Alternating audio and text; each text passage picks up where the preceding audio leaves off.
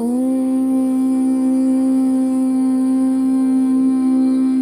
श्रीदत्तात्रेयाय नमः। ॐ देवदत्ताय नमः। ॐ ब्रह्मदत्ताय नमः। ॐ विष्णुदत्ताय नमः। ॐ शिवदत्ताय नमः। ॐ अत्रिपुत्राय नमः। ॐ अनसूयानन्दनाय नमः। ॐ अवधूताय नमः। ॐ दिगम्बराय नमः। ॐ श्रीपादवल्लभाय नमः। ॐ नृसिंहसरस्वत्यै नमः। ॐ योगिराजाय नमः। ॐ त्रिमूर्तिरूपाय नमः। ॐ परब्रह्मणे नमः। ॐ जगद्गुरवे नमः। ॐ भक्तवत्सलाय नमः। ॐ करुणासागराय नमः। ॐ दयानिधये नमः। ॐ ज्ञानमूर्तये नमः। ॐ भवभयहराय नमः।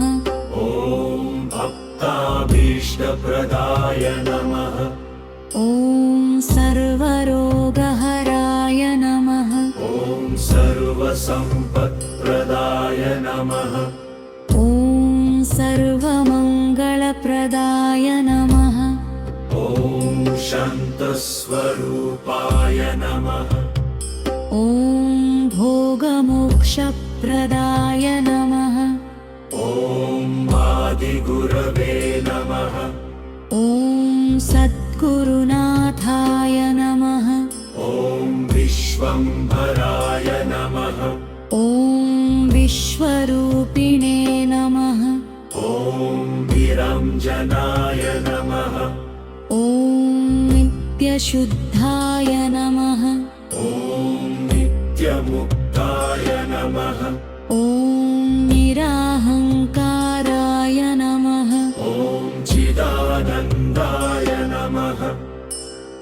ॐ भक्तरक्षकाय नमः। ॐ अनाथनाथाय नमः। ॐ तपोमूर्तये नमः। ॐ महायोगिने नमः। ॐ त्रिकालज्ञाय नमः। ॐ चिदानन्दाय नमः। ॐ अखण्डतेजसे नमः। ॐ भवसागरतारकाय नमः। ॐ अज्ञानतिमिरान्धकारनाशकाय नमः। ॐ सर्वदेवस्वरूपिणे नमः। ॐ सर्वतन्त्रस्वरूपिणे नमः। ॐ वेदवेद्याय नमः। ॐ वेदान्तवेद्याय नमः। ॐ धर्मस्थापकाय नमः। ॐ योगिपूजिताय नमः। ॐ सिद्धसेविताय नमः। ॐ भस्मोद्धूलितविग्रहाय नमः। ॐ कमण्डलुधराय नमः। ॐ जटाधराय नमः। ॐ निवेद्याय नमः। ॐ पारमात्मने नमः। ॐ परञ्ज्योतिषे नमः। ॐ ओङ्काररूपाय नमः।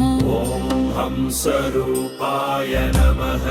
ॐ भक्तसङ्कटहारिणे नमः। ॐ कलिकल्मषनाशनाय नमः। ॐ सर्वकामप्रदाय नमः।